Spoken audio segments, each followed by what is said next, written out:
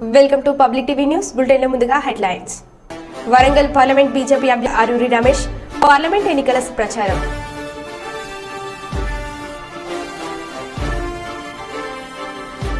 Fan గుర్తుకే మన vote Katasani Rambhupal Reddy.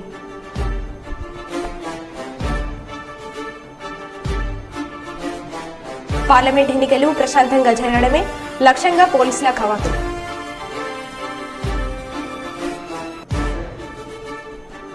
రాష్ట్రం అభివృద్ధి జరగాలంటే చంద్రబాబు ముఖ్యమంత్రి కావాలి బస్తీపాటి Nagaraju.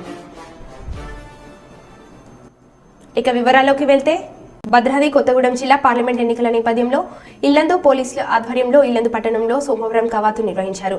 Yellandu DSP Chandrabhanu sub divisional పరిధిలోని సీఐలు ఎస్ఐల ఆధ్వర్యంలో పోలీస్ ఆర్పీఎఫ్ బలగాలతో కవాతు నిర్వహించారు. ఈ సందర్భంగా డీఎస్పీ చంద్రబాన్ మాట్లాడుతూ పార్లమెంట్ ఎన్నికలు ప్రశాంతంగా వాతావరణంలో జరిగేలా ప్రజలు సహకరించాలని, ప్రతి ఒక్కరూ ఎన్నికల్లో స్వేచ్ఛగా పాల్గొనాలని, ప్రజాస్వామ్యంలో విలువైన ఓటు హక్కును అర్హులైన ప్రతి ఒక్కరూ సద్వినియోగం చేసుకోవాలని కోరారు. ప్రజల్లో ఆత్మవిశ్వాసం నింపేందుకు పోలీస్ ఉన్నతాధికారుల ఆదేశాల మేరకు కవాతు నిర్వహిస్తున్నట్లు తెలిపారు.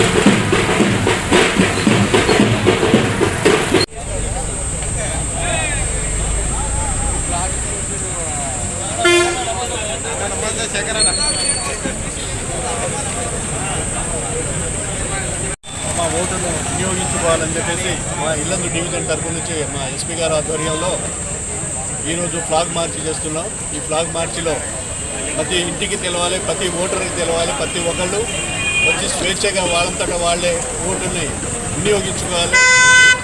ఓటు విలువ ఏంది అనేది వాళ్ళకు తెలవాలి.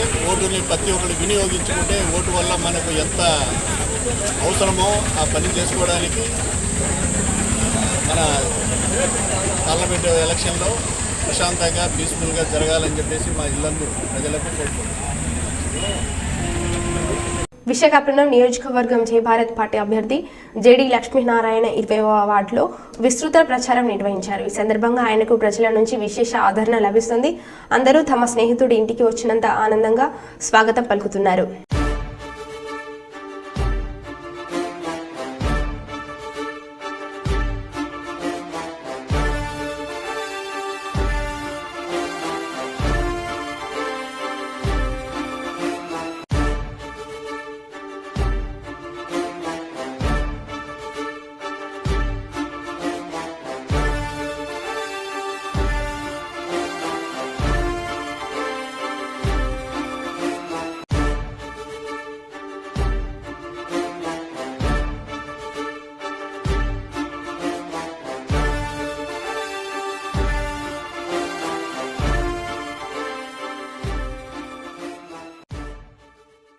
కరీంనగర్ బస్టాండ్ ఎదురుగా ఉన్న వాటర్ ఫౌంటైన్ గార్డెన్లో నిరాశ్రయులు అక్కడ ప్రతిరోజు నిద్రపోతున్నారు. వారికి ఆశ్రయం కల్పించిన మున్సిపల్ సిబ్బంది, మిప్మా సిబ్బంది.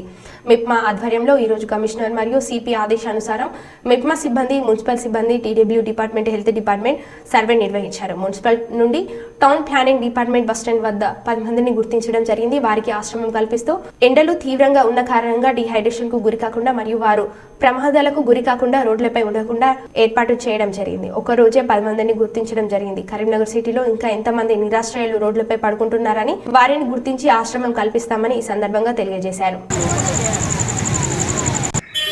ఈరోజు కరీంనగర్ నగరపాలక సంస్థ ఆధ్వర్యంలో పట్టణ నిరాశ్రయుల కోసం ఆశ్రయం కల్పించడం కోసం ఎండల్లో ఎక్కువగా ఇబ్బంది పడుతూ రోడ్లపై ఉంటూ ఎలాంటి ఫెసిలిటీ లేకుండా రోడ్లపై పడుకుంటూ ఉక్కపోతకు మరియు డే అంతా ఎండకు ఇబ్బంది పడుతున్నటువంటి వాళ్ళందరినీ నిరాశ్రయుల కేంద్రానికి తరలించడం కోసం ప్రత్యేకమైన డ్రైవ్ ఏర్పాటు చేయడం జరిగింది.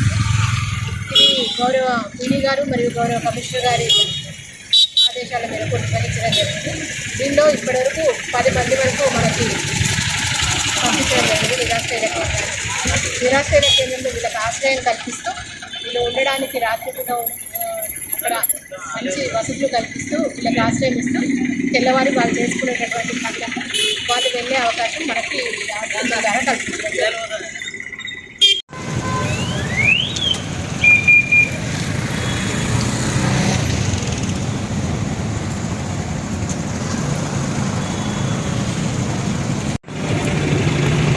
ఈరోజు మెప్మా ఆధ్వర్యంలో గౌరవ కమిషనర్ గారు, గౌరవ పీడీ గారి ఆదేశాల మేరకు ఈరోజు సర్వే నిర్వహించడం జరిగింది. ఈ సర్వేలో అన్ని డిపార్ట్మెంట్లు కూడా పాల్గొనడం జరిగింది. డీడబ్ల్యూఓ డిపార్ట్మెంట్, హెల్త్ డిపార్ట్మెంట్, అలాగే మున్సిపల్ నుంచి టౌన్ ప్లానింగ్, మెప్మా సిబ్బంది, మున్సిపల్ సిబ్బంది అందరూ కూడా పాల్గొనడం జరిగింది. 10 మంది వరకు గుర్తించాము. ఇట్లా రోడ్డు మీద ఉండి ఏదైతే కనుక ప్రమాదాలు గురవుతాయి, అట్లాగే ఎండాకాలం కాబట్టి వాళ్ళకు డీహైడ్రేషన్ అవుతుంది కాబట్టి ప్రత్యేకమైనటువంటి వేసవి కాలంలో ఈ డ్రైవ్ ఏర్పాటు చేయడం జరిగింది. ఈ డ్రైవ్ అనేటువంటిది ఇప్పుడు మళ్ళీ బస్ స్టాండ్ మరియు కోర్టు ఇతర ప్రాంతాల్లో కూడా 12 గంటల వరకు కొనసాగిస్తాము. గుర్తించిన వాళ్ళందరినీ కూడా ఆశ్రమంలోకి తరలిస్తాము. ఇవాళ ఒక్కరోజేనా లేకుంటే డైలీ చేస్తారా? ఇది యాక్చువల్గా ఇది ఏంటంటే కంటిన్యూగా మేము సీజనల్ వారీగా చేస్తాము. అలాగే 1 మంత్లో ఒక 1 వీక్ ఖచ్చితంగా డ్రైవ్ చేస్తాము. ఇది కంటిన్యూషన్గా చేస్తామండి. కుప్పం మండలంలోని మల్లానూరులోని చాముండేశ్వరి ఆలయం వివాదం రోజు రోజుకు పెరిగిపోతుంది. ఈ నేపథ్యంలో సద్మూరులోని కదిరి నరసింహస్వామి ఆలయం మల్లానూరుకు చెందిన నరసింహులు మరియు తమ వంశపారపర్య ఆలయం అని ఆలయ బ్రహ్మోత్సవాలు గత 70 ఏళ్లుగా ఆలయ హుండీలోని వచ్చిన డబ్బులను తామే తీసుకుంటున్నామని రాజ్కుమార్, మునిరత్నం, సత్య ఆరోపించారు. ఈ సందర్భంగా వారు మీడియాతో మాట్లాడారు. పొన్నంగూరులోని చాముండేశ్వరి అమ్మవారి ఆలయాన్ని సైతం తమకు వంశపారపర్య ఆలయమని పేర్కొంటున్నామని పొన్నంగూరు గ్రామస్తులు తెలిపారు. తమ గ్రామానికి చెందిన ఆలయం నరసింహులు నాయుడు వంశపారపర్యానికి చెందిన ఆలయమని ఎలా చెప్పుకుంటారు వారు ప్రశ్నించారు. చాముండేశ్వరి ఆలయం ప్రజలందరికీ ఆలయమని పేర్కొన్నారు. చాముండేశ్వరి ఆలయానికి సంబంధించిన భూములను పలువురు ఆక్రమించేందుకు ప్రయత్నిస్తున్నారని ఆరోపించారు. ಕಂಪ್ಲೇಂಟ್ ಕೊಡಕ ಮುಡುಗು பண்ணங்கப்பா ஓடி போயிடு போறீங்க இல்ல சுத்தம் ஆளுங்கள சேர்த்துக்க ரொம்ப கஷ்டமா இருக்குது இல்ல பரவாயில்லை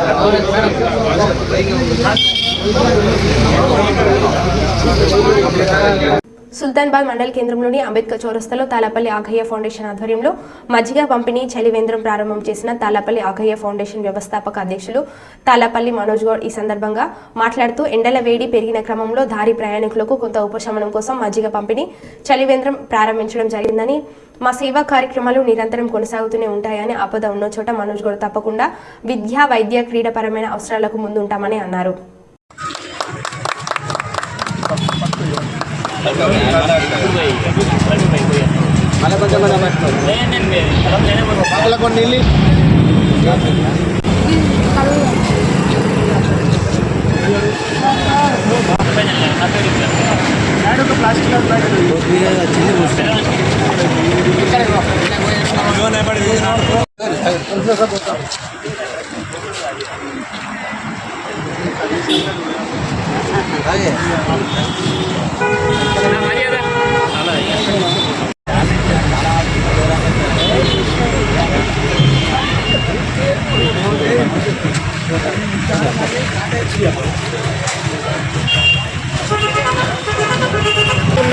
ఎండలకి జనం అల్లాడుతున్న పరిస్థితులను చూసి మా తలపల్లి ఆగయ్య ఫౌండేషన్ ఆధ్వర్యంలో ఎప్పటిలాగే ఈ ఎండాకాలం చలివేంద్రం మరియు ప్రతిరోజు మజ్జిగ వితరణ కోసం అంబేద్కర్ చౌరస్తాలో మజ్జిగ వితరణ కేంద్రం ఏర్పాటు చేయడం జరిగింది. కావున దారి ప్రయాణికులు, ఈ సుల్తానాబాద్ మండల కేంద్రం మీదుగా పోయే ప్రయాణికులు ఈ అవకాశాన్ని వినియోగించుకొని ఈ ఎండాకాలంలో ఈసారి ఎండలు మండుతున్న సందర్భంగా మా చేతైనంత ప్రజలకి సహాయం చేయాలనే ఉద్దేశంతో ఈ చలివేంద్రం ఏర్పాటు చేయడం జరిగింది. ప్రయాణికులు గమనించి ఈ అవకాశాన్ని సద్వినియోగం చేసుకోగలరు. దీంతోపాటే మా సేవా కార్యక్రమాలు మీకు అందరికీ తెలుసు. వైద్య, విద్య, ఉపాధి రంగాల్లో ఎవరికి ఎలాంటి సహాయం చేయడానికైనా తలపల్లి ఆగయ్య ఫౌండేషన్ ఎప్పుడూ ముందుంటుంది. తప్పకుండా మేము ఎల్లవెల్లలా ఆపదున్న చోట తలపల్లి ఆగయ్య ఫౌండేషన్ ఉంటుందని తెలియజేస్తాం. డోన్లో ప్రజాగలం కార్యక్రమంలో భాగంగా టీడీపీ అధినేత చంద్రబాబు నాయుడు పర్యటన. పార్టీ కోసం కష్టపడిన ధర్మవరం సుబ్బారెడ్డి చూసుకునే బాధ్యత నాది. కోట్ల జయసూర్య ప్రకాష్ రెడ్డి గారిని ఎమ్మెల్యేగా, బైరెడ్డి శబర్ని గారిని ఎంపీగా అత్యధిక మెజార్టీతో గెలిపించండి. డ్రైవర్గా రాష్ట్రాన్ని అభివృద్ధి పథంలో నడిపిస్తా. సైకో జగన్ పోవాలి, సైకిల్ రావాలి అని ప్రజలకు మరింత ఉత్సాహాన్ని ఇచ్చారు.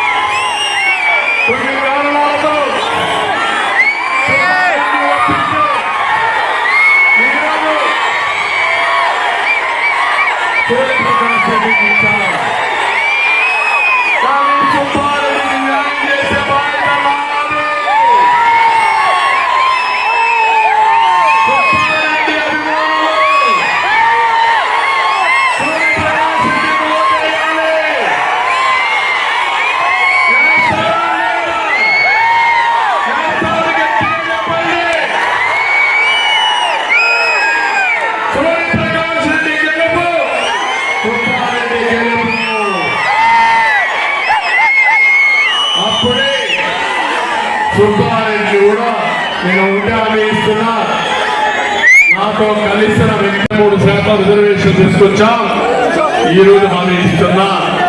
ఏదైతే మహాశక్తి కార్యక్రమం కింద ఈ రోజు మా ఆడబిడ్డలకు హామీ ఇస్తున్నా. 4 కార్యక్రమాలు తీసుకుంటున్నా. ఈ 4 కార్యక్రమాలు మీరు చూస్తే, ఒకటి ఆడబిడ్డ నిధి. ఒక్కొక్క ఆడబిడ్డకి నెలకు 1500, సంవత్సరానికి 18,000, 5 ఏళ్లకు 90,000, ముగ్గురు అంటే మీ ఇంటికి 2,70,000 పంపిస్తారని మీ అందరికీ ఆలోచిస్తున్నా. అదే మాదిరిగా ఈరోజు నేను హామీ ఇస్తున్నా. ఎవరైతే కొన్ని ఆడబిడ్డలకి ఎంతమంది పిల్లలుంటే అంతమందికి తల్లికి చదువు కింద 100 కింద 15,000 ఇస్తా. 2 ఆడబిడ్డలుంటే 30,000 ఇస్తా. 3 ఉంటే 45,000 ఇస్తా. 4 ఉంటే 60,000 ఇస్తా. ఏ తల్లి ఏ తండ్రి కూడా పిల్లల్ని చదివించాలంటే సంగీతం రాదు.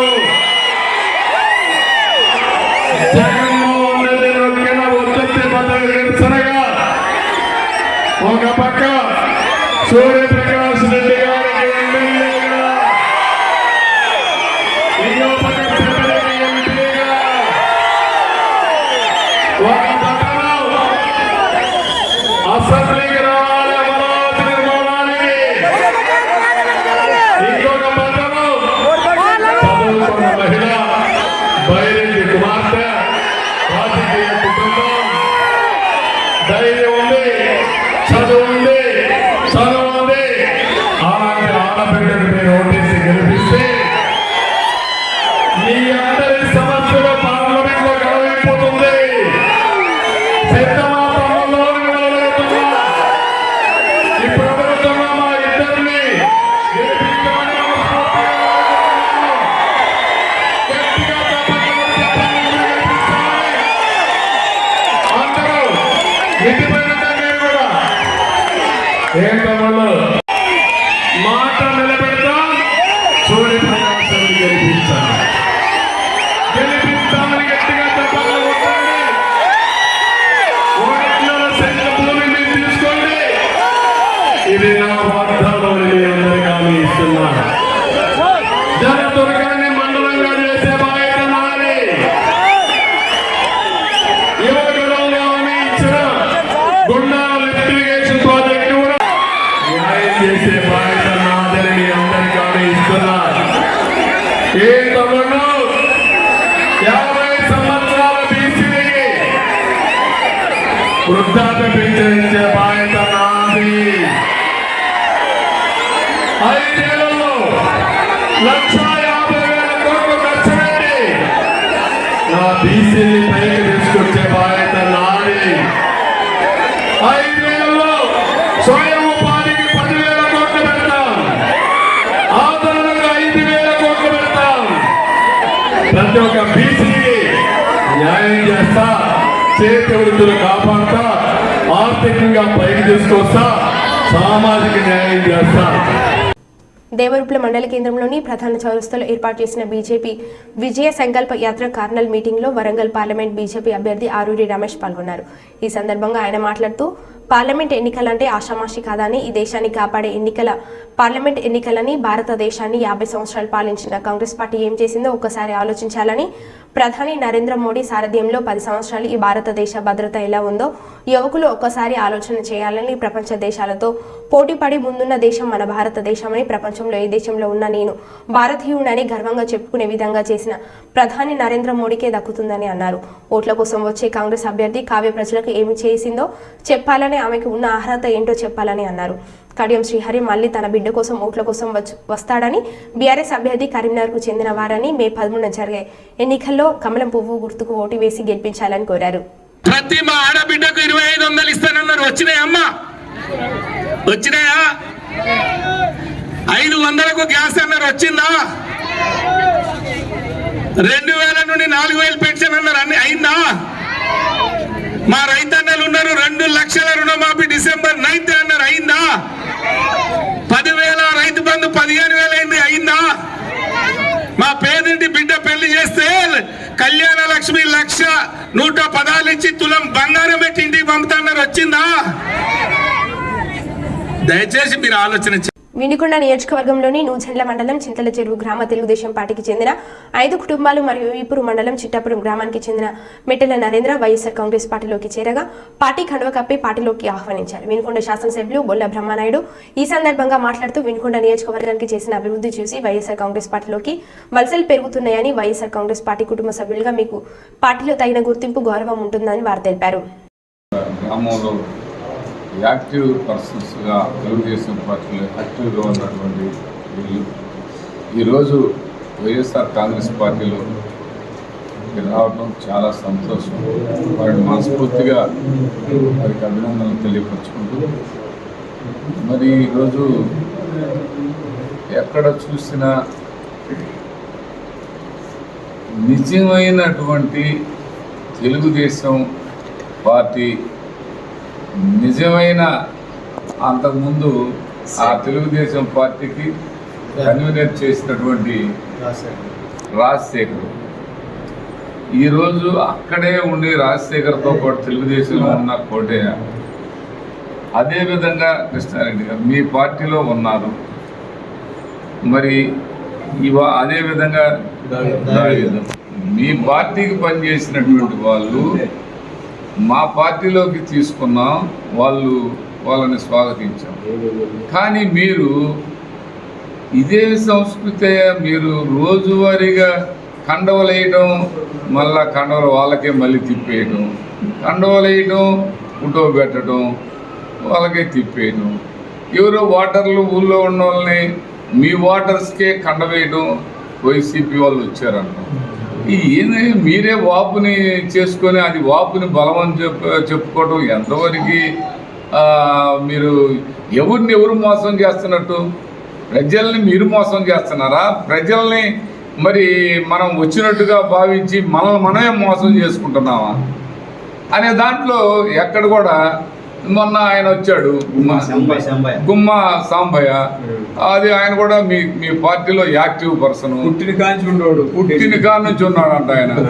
ఆయన పుట్టిన కాడ నుంచి మీ పార్టీలో ఉన్న ఆయన మాకు వచ్చాడు. మరి అలాంటి చింతల చెరువు యాదవ సోదరులు మరి ఇలా యాదవ సోదరులందరికి కూడా ఇవాళ అనిల్ కుమార్ యాదవ్ గారు ఇవాళ స్టేట్ లీడర్గా వైఎస్ఆర్ కాంగ్రెస్ పార్టీలో మంచి స్థాయిని సంపాదించుకొని మంచి స్థాయికి రాగలిగినటువంటి అనిల్ కుమార్ యాదవ్ గారిని చూసి మనవాడు మన ఇంటికి వాళ్ళ ఇంటికి వెళ్ళాలన్నా మన కుటుంబం మన సొంత కుటుంబం అని చెప్పి యదువంశీకులందరూ కూడా ఇవాళ వైఎస్ఆర్ కాంగ్రెస్ పార్టీలోకి హాజరవుతూ ఉన్నారు, జాయిన్ అవుతూ ఉన్నారు. యదువంశీలకి మాట ఇస్తే తప్పదు. అలాంటి యదువంశీలందరూ కూడా ఈరోజు వైఎస్ఆర్ కాంగ్రెస్ పార్టీలోకి రోజువారీగా రాత్రి కూడా ఒక 20 మంది మరి 20 కుటుంబాలు యదువంశీలు ఐనువల్లో రావడం జరిగింది. ఇలా ప్రతి గ్రామంలో యదువంశీలకు సంబంధించినటువంటి వాళ్ళందరూ కూడా మా పార్టీ మేము ఏడుతున్నామంటే మాకు గతంలో ఆ తెలుగుదేశం పార్టీలో మాకు ఏమీ జరగలేదు, మా వాళ్ళకి ఎక్కడా గౌరవం లేదు, గుర్తింపు లేదు. అలాంటి గుర్తింపు గౌరవం లేని ఆ పార్టీకి మేము ఎందుకు బానిసల్లా పనిచేయాలి? మా మనిషి ఇక్కడ భారీ నీటిపారుదల మంత్రి చేశాడు, ఇలా ఎంపీ చేస్తున్నాడు. మా మనిషికి మా కుటుంబ సభ్యుడికి మేము ఎందుకు వేయకూడదు? మేము ఏ విధంగా సమాధానం చెప్పాలో నాకు అర్థం కావట్లేదు. రోజువారీగా ఒక 50 మందికి డబ్బులు ఇవ్వటం, కండవలు కప్పడం, డబ్బులు ఇవ్వటం, వాళ్ళకి వాళ్ళ కండవలు కప్పడం. వైఎస్ఆర్ కాంగ్రెస్ పార్టీలోంచి వచ్చారు అంటాం. మేము ఎవడురా వైఎస్ఆర్ కాంగ్రెస్ పార్టీ మనవాడే కాదండి, వాళ్ళ పార్టీ వాడి కండవ తప్పుకుంటే మేమేం చేస్తామని మనవాళ్ళు అంటాం. ఇదంతా ఈ లింగడేశాలన్నీ కూడా ఆపండయ్యా. ఈ లింగడేశాలతో చంపుతున్నారు. ఈ దేశాలకి ఎవరు అర్థం చేసుకోలేని స్థితిలో ఎవరూ లేదని ఈ సందర్భంగా తెలుగుదేశం పార్టీ ప్రధానమైనటువంటి ఆ జీవీఎస్ ఆంజనేయులు ప్రతిపక్షం అని చెబుతురు. కానీ ఇలాంటి ప్రతిపక్షమైన ఇంత చీదరగానే మాకు అర్థం కావట్లా. ఇతని ట్రిక్స్కి అంతంత మాత్రప్పుడైతే పనికిరాడు. మీకు సరైన పర్సన్ కాబట్టి మీరు అలా ఉన్నారు, లేకపోతే అసలు మీరు అది అవుతారా బాబా? సరే కానివ్వండి, వేసుకోండి. రోజు మీ వాళ్ళకి మీరే వేసుకోండి. నువ్వు నీకు ఆంజనేయులకు మల్లికార్జునకు ఆంజనేయులు అట్ట కూడా వేసుకోండి. మీరిద్దరు కూడా ఆయనకు నువ్వు ఎత్తే నీకు ఆయన ఎత్తే, ఆయనకు నువ్వు ఎత్తే ఇటు లంపుకే ఎత్తే అది జంపుకే. ఏ బాబా ఇది సరిపెట్టుకోండి, ఈ పూటకి దూరం సరిపెట్టుకోండి. పార్లమెంట్ ఎన్నికల ప్రచారంలో భాగంగా వరంగల్ జిల్లా వర్ధనపేట నియోజకవర్గానికి చేరుకున్న మాజీ ముఖ్యమంత్రి కేసీఆర్ కు బీహార్ శ్రేణులు ఘన స్వాగతం పలికారు. అధినేత రాకతో పార్టీ శ్రేణులు ఉత్సాహం ఉరకలేసింది. జై కేసీఆర్ అంటూ నినాదాలు చేస్తూ పూలవర్షం కురిపించి ఆత్మీయ స్వాగతం పలికారు. ప్రచార రథం ఆగమనంతో గంటల తరబడి ఎదురు చూసిన కార్యకర్తలకు ఉద్యమ నేత కేసీఆర్ కనిపించడంతో ఆనందంతో జయ జయ నాదాలు చేశారు.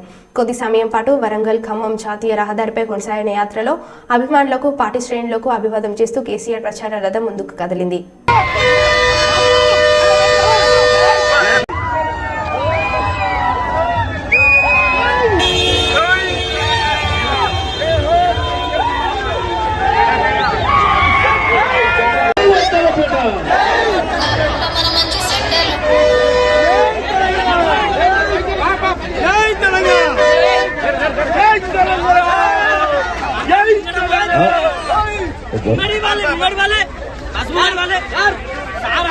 కోటికలపూడి గ్రామంలో దళితులపై జరిగిన దాడికి నిరసనగా ఇబ్రహీంపట్నం పోలీస్ స్టేషన్ కు పెద్ద ఎత్తున చేరుకున్న గ్రామస్తులు గొడవను సద్గుమనించే ప్రయత్నం చేసిన పోలీసులు. ఈ నేపథ్యంలో ఇబ్రహీంపట్నం పోలీసులకు మరియు కోటికలపూడి గ్రామస్తులకు కొద్దిపాటి ఘర్షణ. దాడికి పాల్పడిన వారిపై తగిన చర్యలు తీసుకుంటామని పోలీసులు హామీ ఇవ్వడంతో వెనక్కు తగ్గిన కోటికలపూడి గ్రామస్తులు.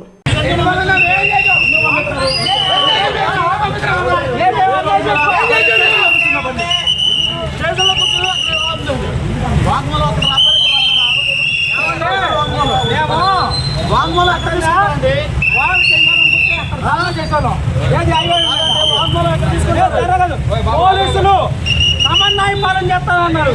ఇదేనా దళితుల మీద చేసేది?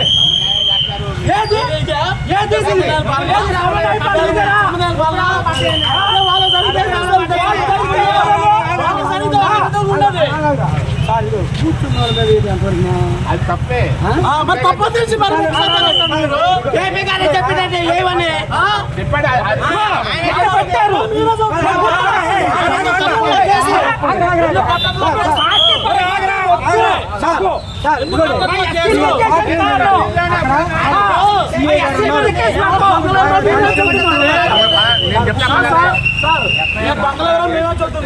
మీరెందుకు పట్టించుకోవట్లేదు? వీళ్ళెందుకు లైట్ తీసుకుంటారు?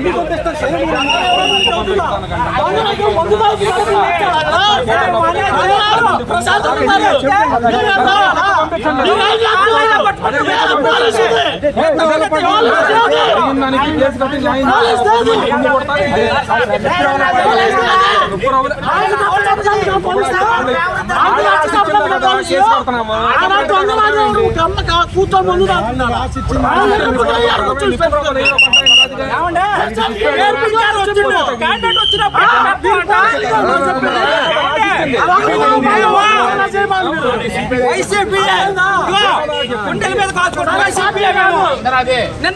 ర్యాలీ జరిగింది.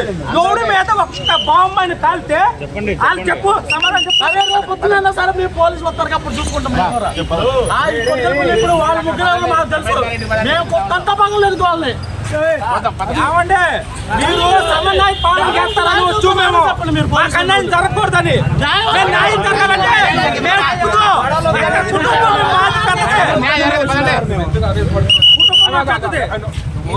నువ్వు చెప్తే నీకన్నా ఎక్కువ నోరు తెరవగలను. నీకు జరిగిన అన్యాయం ఏంటి చెప్పు. మాకెళ్ళి బాంబులు కాల్తుంది. దాని గురించి కేసు కడుతున్నారు. నువ్వు ఇచ్చినట్టే కేసు కడుతున్నారు. బాధ ఏంటి? తీసుకొస్తారా? తీసుకొస్తారు. నీకేంటి కంగారు అంటున్నా? నీకేంటి కంగారు? నీకు ఒకటే చెప్పారు. అన్నప్పుడు ఏం చెప్పారు? తీసుకొచ్చి కేసు కడతావు. అవి తర్వాత మొత్తం ఏం తీసుకొస్తావు. నువ్వు రోడ్డు మీద పెట్టి ఇప్పుడు గొడవ చేస్తా ఉంటుంటే దానికోసం ఎవడెళ్ళాలా? నీకోసం నేను ఇక్కడ నుంచి అవ్వాలా? నువ్వు వెళ్తానే కదా మేము తీసుకొచ్చేది. నీకన్నా ఎక్కువ నేను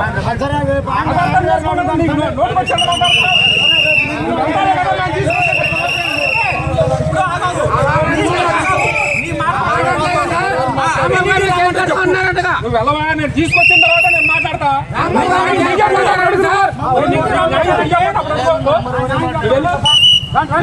తీసుకెళ్ళు. మరో బులెటిన్లో మళ్ళీ కలుద్దాం. Stay tune.